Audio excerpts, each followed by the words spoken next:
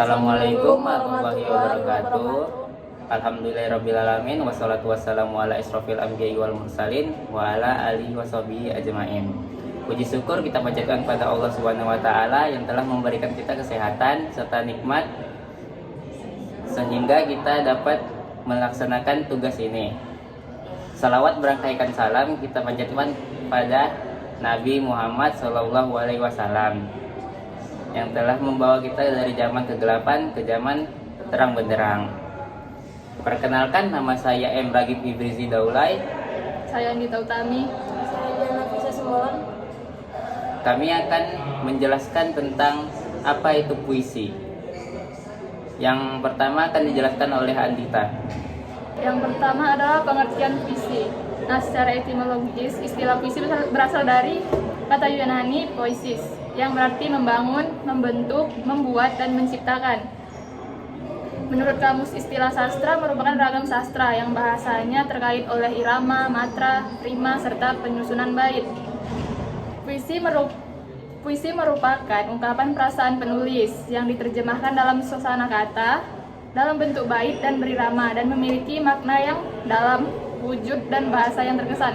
Nah, sebagaimana yang pernah disampaikan oleh Kosasih, puisi itu adalah bentuk karya sastra yang menggunakan kata-kata indah dan kaya makna. Keindahan sebuah puisi itu disebabkan oleh diksi, majas, rima, dan irama yang terkandung dalam puisi tersebut, yang disebabkan oleh pemadatan segala unsur bahasa. Nah, dibanding karya sastra lainnya, puisi termasuk pada kategori sastra paling tua.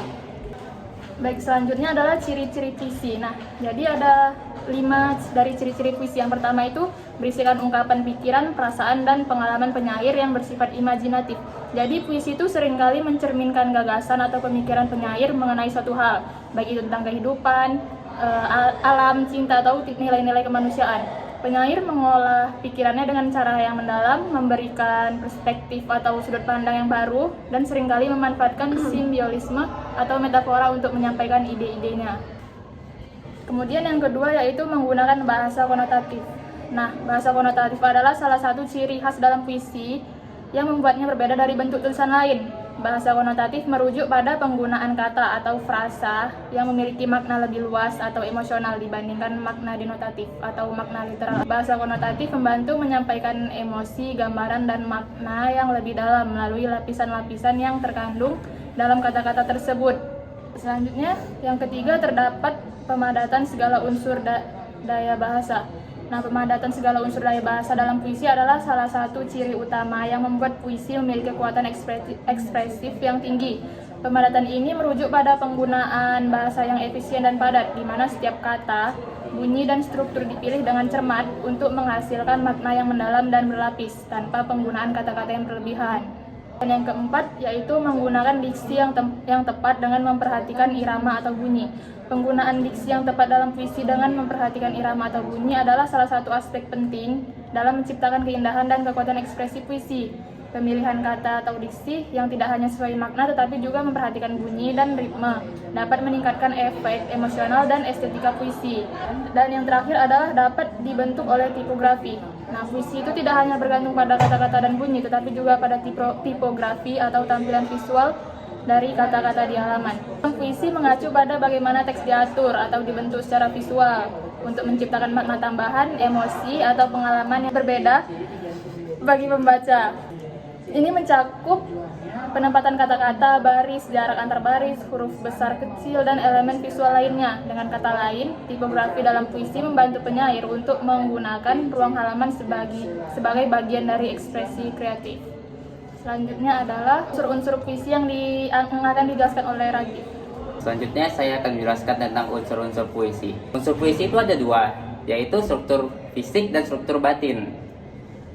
Isi dari struktur fisik adalah perwajahan puisi atau tipografi, diksi, imaji, sama kata konkret serta gaya bahasa. Di perwajahan puisi adalah yaitu bentuk puisi seperti halaman yang tidak dipenuhi kata-kata, tepi kanan kiri pengaturan barisnya, hingga baris puisi yang tidak selalu dimulai dengan huruf kapital dan diakhiri dengan tanda titik. Diksi yaitu pemilihan kata-kata yang dilakukan oleh penyair dalam puisinya, karena puisi adalah bentuk karya sastra yang sedikit kata-kata dengan sedikit kata-kata tapi dapat mengungkapkan banyak hal. Imaji yaitu kata atau susunan kata yang dapat mengungkapkan pengalaman indrawi seperti penglihatan, pendengaran, dan perasaan. Selanjutnya ada kata konkret.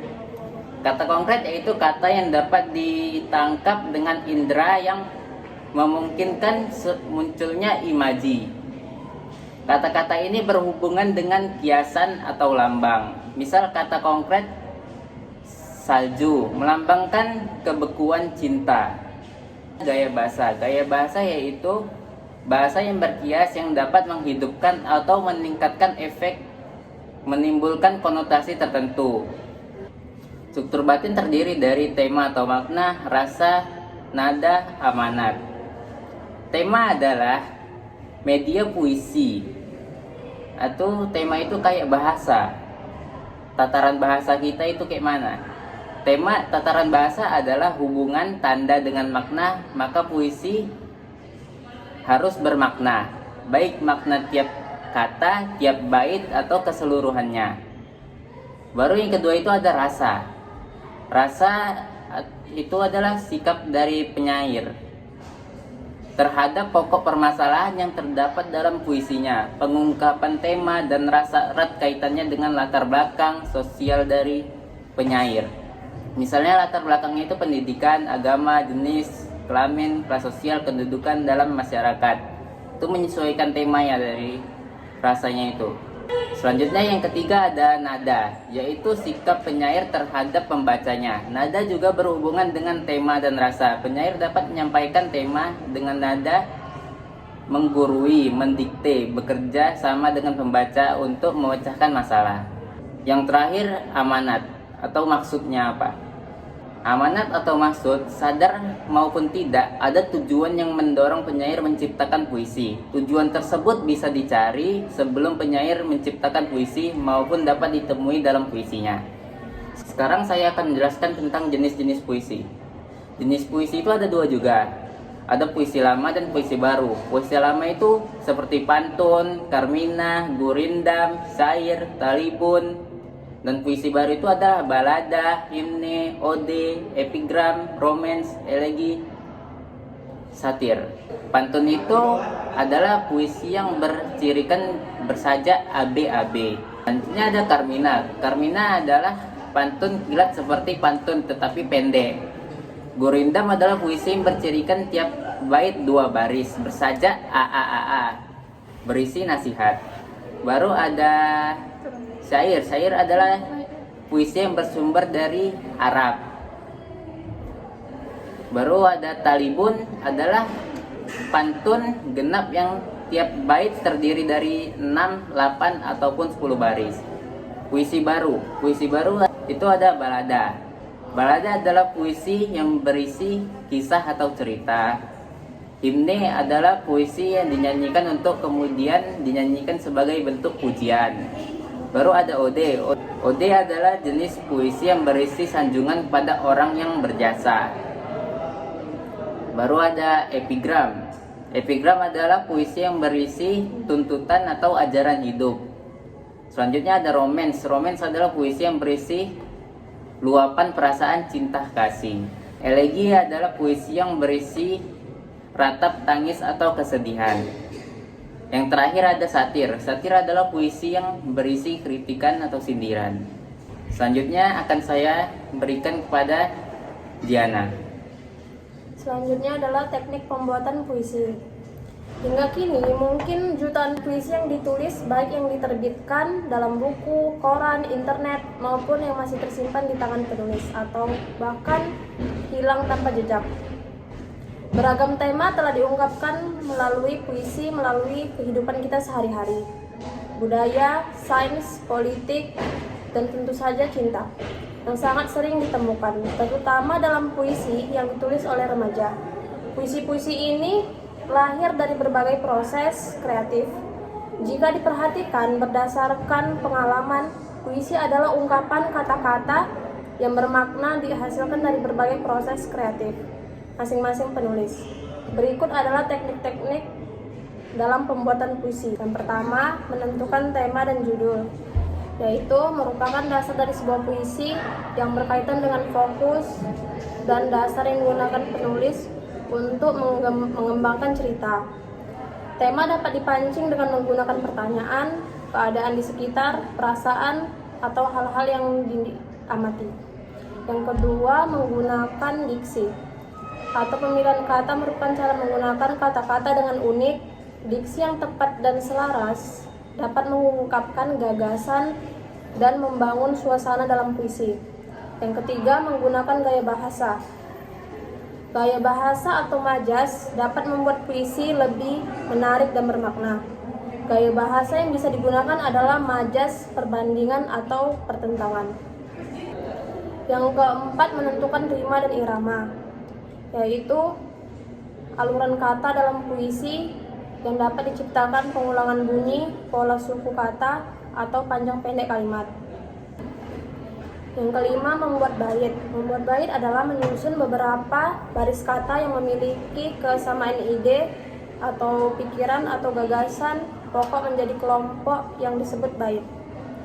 Yang keenam, membaca dan mereview adalah kegiatan yang berbeda, tetapi keduanya berkaitan dengan memahami suatu bacaan. Misalkan membaca, kegiatan baca adalah kegiatan memahami isi dari suatu bacaan. Lalu yang mereview, kegiatan mereview adalah kegiatan memberikan ulasan, tinjauan, ataupun tafsiran terhadap suatu bacaan.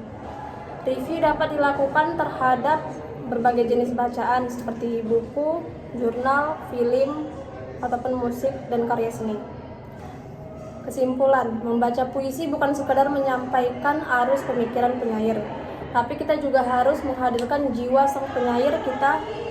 Kita harus menyelami dan memahami proses kreatif sang penyair. Bagaimana ia dapat melahirkan karya puisi. Puisi memiliki struktur, yaitu struktur fisik dan struktur batin. Dan jenisnya terdiri dari puisi lama ataupun puisi baru. Terima kasih. Selanjutnya saya berikan kepada moderator. Sekian video kami. Terima kasih yang telah menonton. Bila ada salah kata kami mohon maaf. Wabillahi taufiq wal hidayah. Wassalamualaikum warahmatullahi wabarakatuh.